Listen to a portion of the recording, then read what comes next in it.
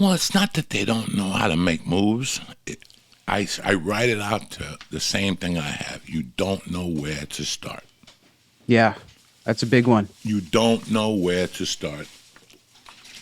Nobody's there to tell you. I got out of prison. I wanted to do stand up. What are the chances of you meeting a comedian? Slim and none. You get more chance to get hit by a bus Right, than sadly. meeting a fucking comedian to help you out. And I was roofing. I was frustrated. It snowed one day, and I saw the movie Punchline with Tom Hanks and Sally Struthers. Not Sally Struthers, The Flying Nun. And I really wanted to do stand up after that. Like I was like, wait a second, I want to do this. And I remember calling the local comedy club, and they're like, well, you gotta come to open mic nights, and it just sounded scary. Like it Right. just sounded scary, and I let it go. And then 2 months later, I'm running an errand for the company I work for. I'm getting coffee for the boys, and I see an ad in the Rocky Mountain News about how to do stand up comedy. So I don't. For some people, it's what are the people, procrastinators? Exactly. Yeah. And I procrastinated before I started comedy. And for All some do. people, they just really don't know where to start. I could totally see that. And I was one of those people. And one of the most interesting things for me is because like we talked about, like I've been podcasting since I was however old. But the things that were new to me recently were acting and comedy, actual stand up. And it's so weird. I had this sort of the same type of urge as you when I went to Vegas right before the pandemic, and I saw, like, for the first time, like the size of the billboards, and like I sort of saw it with my own eyes where comedy could take you, where acting could actually take you, the fruits of that labor.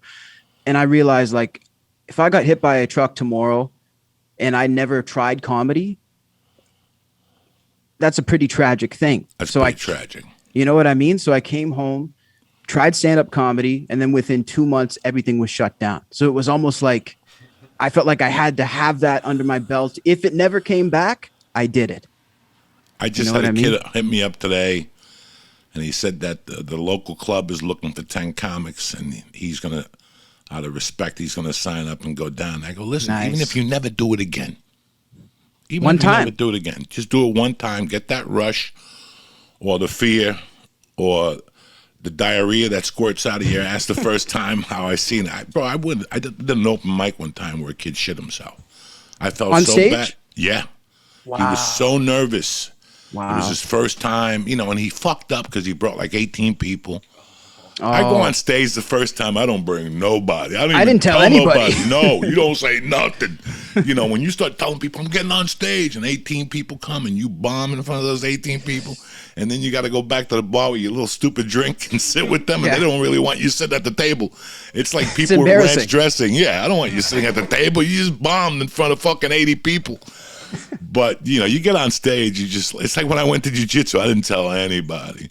I right. went to jiu-jitsu for like 2 months and got beat up. I didn't tell anybody. I was 'Cause that's embarrassed. for you, know? Yeah, I was too embarrassed. I wasn't going to tell Eddie. He's a fucking master. I'm going to call Eddie and go, oh, I joined the gi class today. Fuck, I didn't tell nobody. It's I a tall usually order don't. at first. Yeah, you got to, I think that, listen, I'm not a writer, but every day I try to write. Yeah, you journal, right? I journal, but I'm not a great writer. I wish I could fucking be like Stephen King and write a book a year, and Right. fucking All that stuff. all that stuff. Typewriter or a quill ink pen. I could see Yeah. with that. But you know what? Every fucking day, forget the pen. I'm with a feather with ink. You know what I'm Exactly, saying? A little exactly. chicken That's the blood thing. and fucking ink and shit. But there's so many things I wanted to do in life. The other day when I went to the city and I was thinking about my childhood dream and how I got into all this, it was by me seeing a guy named Michael Corrin, his freshman year, come out on the, March Madness. And he played for North Carolina, and he was a freshman from Jersey City. And I had no idea. I was just watching a game to watch a championship game. And when they announced Jersey City, my insides crumbled. He let me know that I could be on that stage someday.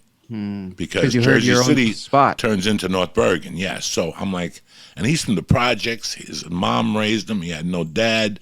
Wow. Sport Magazine did a write-up on him, on his mother, Rosie, how she worked in a diner to support him and to send him to Hudson Catholic, the school he went to.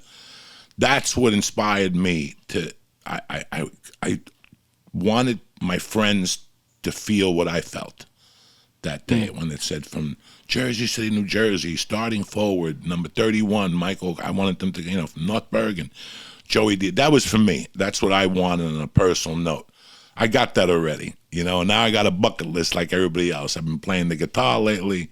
I don't want to join a band or nothing like that. I just like playing it to relax, That was on my bucket list. Thank God Mike made my dream come true, because I would never have the balls to go buy a guitar. Did he bring it over? Yeah. Wow. I used to walk into Guitar Center and fucking have a nervous breakdown. That was, some people like museums. You know how some people, I love art museums. Go fuck yourself. Me, I nice got a guitar. We used to get stoned. Me, Mitch Hedberg. Wow. Because we used to all live across the Guitar Center, and it was next to the Sunset Grill. The song the Eagles wrote about, down at the Sunset right, Grill. The actual Sunset Grill. The actual Sunset Grill. It's not the same. The guy with the wooden leg died. There was a guy with a wooden leg. He made hamburgers. He would come over limping to you. He made the best fucking hamburger. That's where Don Henley got it from. But then he sold. They fixed it up. They cleaned it up. But the Guitar Center, you were allowed to go in there and play drums and guitar and shit. I never touched a guitar. I was never disrespectful. You don't want to be the guy who's just sort of like fiddling with it. Yeah, no, I'm not a fucking jerk off like that. I didn't want to touch nobody's guitar. I don't know nothing about guitars. I looked at them in awe. I saw flying V's and all this shit. And then all the tricks. Yeah, but then the guy asked me, do you want to play the drums? They have like a little station on the side, and I fucked around with the drums. And he goes, you're not bad. You should keep doing it. We have lessons here. Hey. I can't even afford the shirt on my back. Never mind fucking lessons, I actually play the drums. Do you still?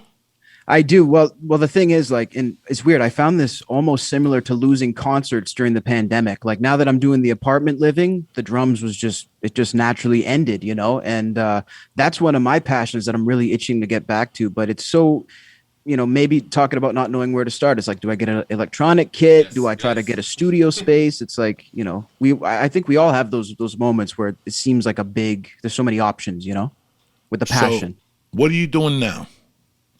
Right now, I actually started working for Watch Mojo on YouTube.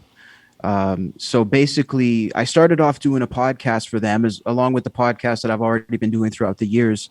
And basically, it just sort of went from just hosting to, my title now is a coordinator. So, doing other things for the company, interviewing people, setting things up. And